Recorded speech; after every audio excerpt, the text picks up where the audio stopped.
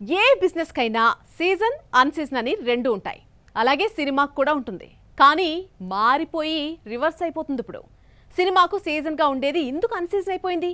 ఈ టైంలో cinema release చేయాలంటే చాలు నిర్మాతలు వణికిపోతున్నారు. ఆ 2 నెలల్లో సినిమాలను రిలీజ్ చేయడానికి ఎందుకు భయపడుతున్నారు? Have a look. సంక్రాంతి, దసరాకు 2 వారాలు మాత్రమే సెలవులున్నా కలెక్షన్స్ అదిరిపోతున్నాయి. పోటీ లేకపోతే యావరేజ్గా ఉన్న సినిమాలు కూడా బాగా ఆడేస్తున్నాయి. దేవరా దసరాకు రాకపోతే ఫ్లాప్ అయ్యేది. మరో మూవీ కాంపిటీషన్లో లేకపోవడంతో దేవరాకు బ్రహ్మరథం పట్టారు. గతంలో సినిమాలకు అసలైన సీజన్ సమ్మర్. స్టూడెంట్స్కు ఇచ్చే హాలిడేస్ను క్యాష్ చేసుకోవడానికి సమ్మర్లో ముందే కర్చీఫ్ వేసేవాళ్ళు. కానీ ఇప్పుడు ఐపీఎల్ దెబ్బకు భయపడిపోయి వేసిన కర్చీఫ్లు తీసేస్తున్నారు. రికార్డులు తిరగరాసిన అడవిరాముడు, పోకిరి, ఖుషి వంటి సినిమాలు సమ్మర్లోనే వచ్చి బాక్స్ ఆఫీస్ను దోచేశాయి. కానీ ఇప్పుడు సమ్మర్లో రిలీజ్ కాకుండా జాగ్రత్త పడాల్సి వస్తోంది. ఈ మధ్య కాలంలో ఐపీఎల్కు క్రేజ్ బాగా పెరిగిపోవడంతో థియేటర్స్కు వచ్చేవాళ్లే కనిపించటం లేదు.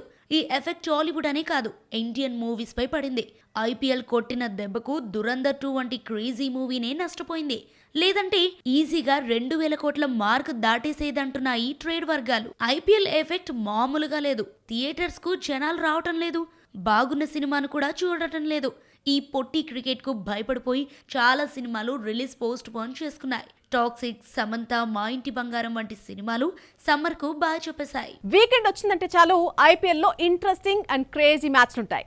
ఇంకేముంది, క్రికెట్ అభిమానులు ఆ 2 రోజులు టీవీల్లో మునిగిపోతున్నారు. బయట ప్రపంచం ఎలా ఉంటుందో కూడా తెలియకుండా గడిపేస్తున్నారు. సినిమా వీకెండ్ ఆడితే చాలు ఎంతో కొంత సేఫ్ అవ్వచ్చన్న కాన్సెప్ట్కు సినిమా ఇండస్ట్రీ వచ్చేసింది. వీకెండ్లో రోజుకు 2 మ్యాచ్లు ఉండడంతో ఆ ప్రభావం మ్యాట్ని నుంచే 3 షోలపై పడుతోంది. ఐపీఎల్ కొట్టిన దెబ్బకు పాజిటివ్ టాక్ వచ్చిన సినిమాలు కూడా బాక్స్ ఆఫీస్ వద్ద బ్రేక్ ఈవెన్ కాలేదు. సంగీత్ శోభన్, నయన్ సారిక జంటగా నటించిన రాకాస హారర్ ఎంటర్టైన్మెంట్ గా ఆకట్టుకున్న బ్రేక్ ఈవెన్ దగ్గరకు వచ్చి ఆగిపోయింది. బైకర్ కోసం శర్వానంద్ పడ్డ కష్టం అంతా ఇంత కాదు. 13 కేజీలు తగ్గి స్పోర్ట్స్ లుక్ లోకి వచ్చాడు. రిలీజ్ తర్వాత హీరో కష్టపడ్డాడన్న టాక్ వచ్చింది. పాజిటివ్ రివ్యూస్ కూడా వచ్చినా బాక్స్ ఆఫీస్ వద్ద నెగిటివ్ ఫీడ్బ్యాకే వచ్చింది. పాజిటివ్ టాక్ వచ్చిన సినిమాలే ఇలా కిల్ అయిపోతుంటే సమంత ముందే జాగ్రత్త పడి మా ఇంటి బంగారం రిలీజ్ ను వాయిదా వేసుకుంది.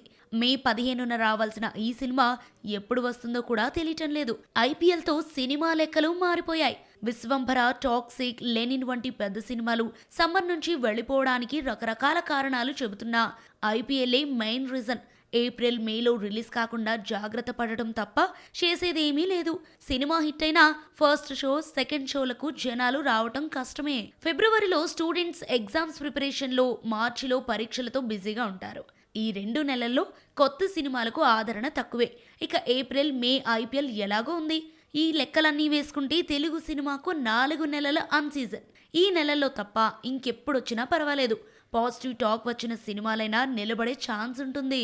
రాజాసాబ్ ఫ్లాప్ అయ్యేసరికి పాన్ ఇండియా స్టార్ కాస్త చిన్నవాడైపోయాడా? ఏ స్టార్ ఇవ్వని డైరెక్షన్ ఛాన్స్ ఇవ్వడంతో డార్లింగ్ లోకు అయిపోయాడా? టాప్ హీరో ప్రభాస్ కు ఇందుకు ఈ పరిస్థితి వచ్చింది. ప్రభాస్ ను తక్కువ చేసిన వాళ్ళెవరు? రాజాసాబ్ పై 400 కోట్లు పెట్టి తీస్తే ఈ కాస్ట్లీ మూవీని చిన్న సినిమాను చేసేశాడు కమెడియన్ సప్తగిరి.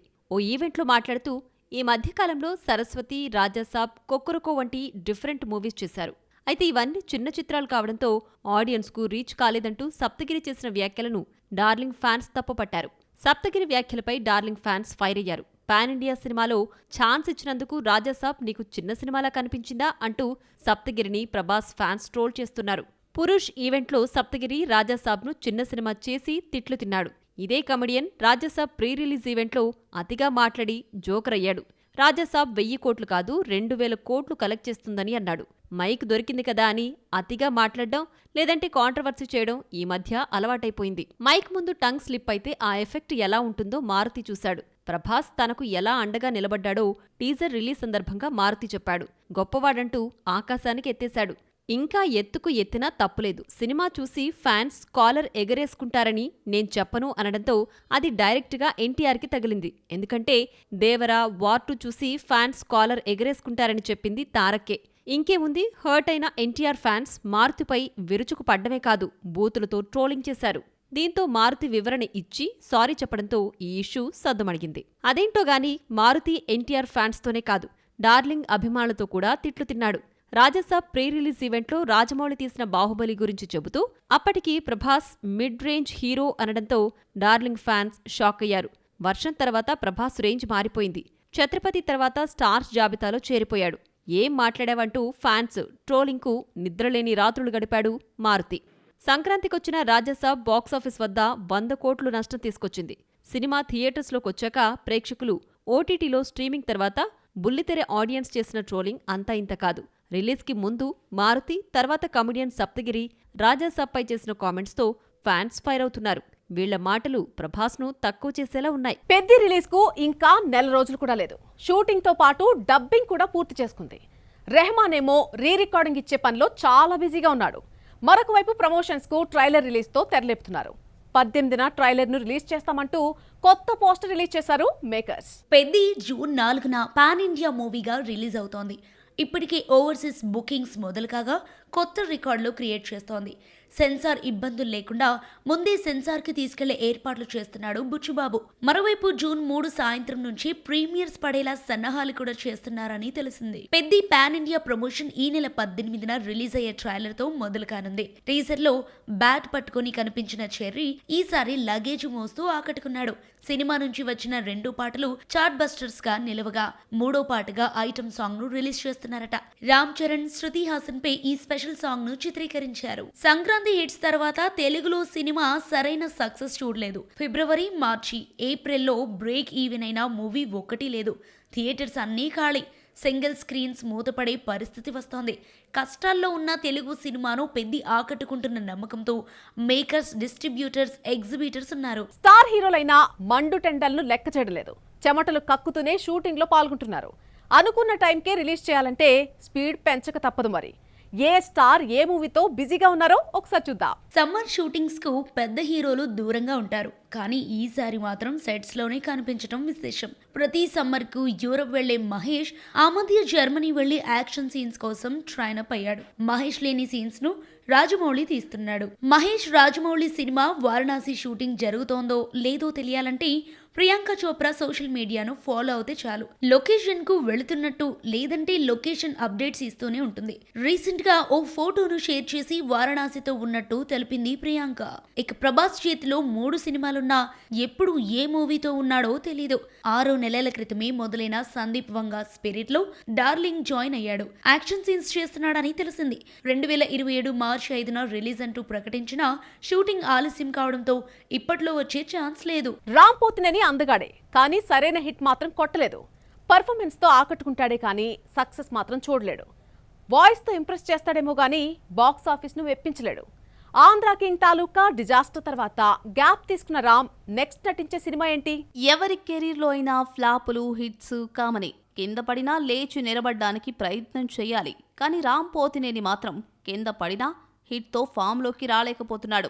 ఏ సినిమా చేసినా ఫ్లాపే అన్న ముద్ర పడింది. రామ్ తన 18 ఏళ్ల కెరీర్లో 20 సినిమాలే చేశాడు. డెడ్ స్లోగా వెళ్తున్న కెరీర్ను స్పీడ్ చేద్దామనుకునే లోపే ఫ్లాప్ పడుతోంది.